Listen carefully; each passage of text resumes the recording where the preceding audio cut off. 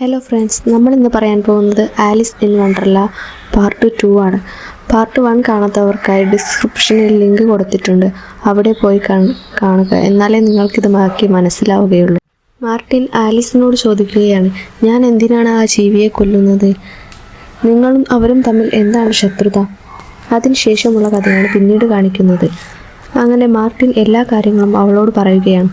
വർഷങ്ങൾക്ക് മുമ്പ് white region എന്ന് പറയുന്ന ഒരു രാജ്യമുണ്ടായിരുന്നു. വളരെ സന്തോഷത്തോടു കൂടി പോവുകയായിരുന്നു. ഒരു ദിവസം ആ രാജ്യത്തെ രാജാവിൻ്റെ സഹോദരി താനാണ് ഈ രാജ്യം ഭരിക്കേണ്ടത് എന്ന് പറഞ്ഞ് ആ കൊട്ടാരവും അവിടെ ഉണ്ടായിരുന്ന എല്ലാവരെയും നശിപ്പിച്ചു കളഞ്ഞു. എന്നിട്ട് റെഡ് റീജിയൻ എന്ന് പറഞ്ഞൊരു സാമ്രാജ്യം അവർ ഉണ്ടാക്കി.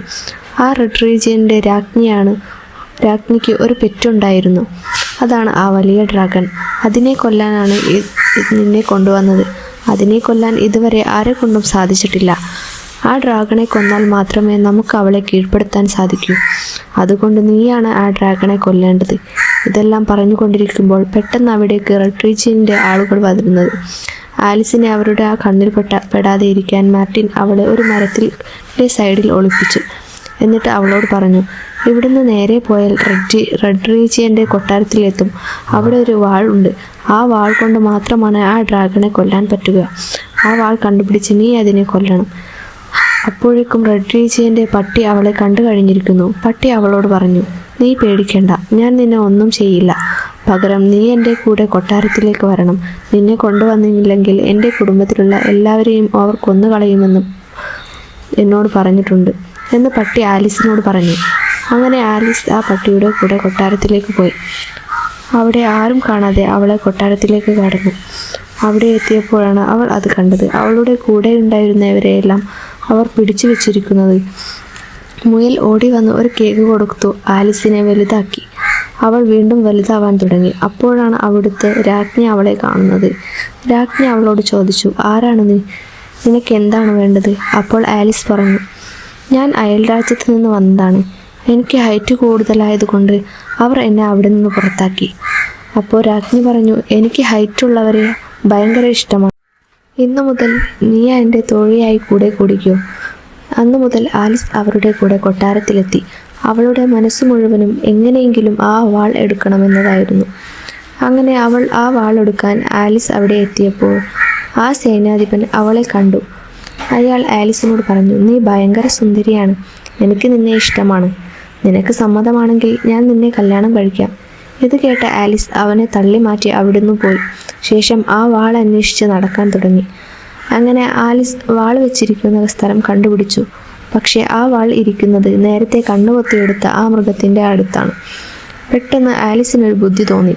നേരത്തെ കൊത്തിയെടുത്ത ആ ജീവിയുടെ കണ്ണ് എലിയുടെ കയ്യിൽ നിന്നും മേടിച്ച് ആ മൃഗത്തിന് കൊണ്ടുപോയി കൊടുക്കുകയാണ്. പകരം എനിക്ക് ആ വാൾ ഇരിക്കുന്ന പെട്ടിയുടെ താക്കോൽ വേണമെന്ന് ആലിസ് പറഞ്ഞു. ആ ജീവി അത് സമ്മതിക്കുകയും ചെയ്തു.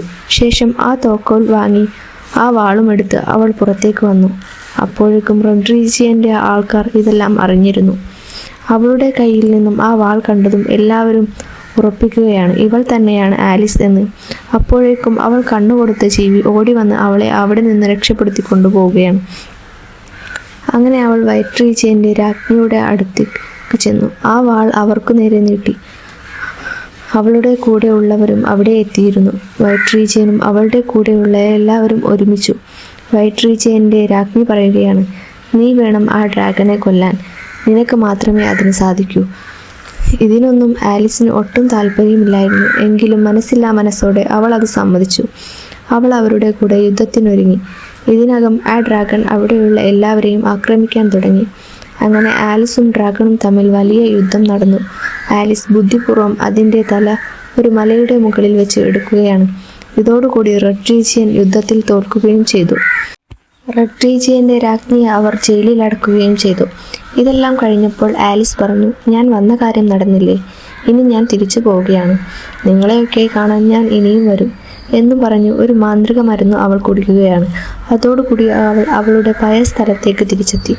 എന്നിട്ട് അവളുടെ നിശ്ചയം നടന്ന സ്ഥലത്തേക്ക് പോയി. അവനോട് പറഞ്ഞു, എനിക്ക് ഈ കല്യാണത്തിന് താല്പര്യമില്ല. ശേഷം അവൾ അമ്മയോട് പറഞ്ഞു, എനിക്ക് ഒരുപാട് സ്വപ്നങ്ങളുണ്ട്. അതെല്ലാം സാധിച്ച ശേഷം മാത്രമേ ഞാൻ കല്യാണത്തെക്കുറിച്ച് ചിന്തിക്കുന്നുള്ളൂ.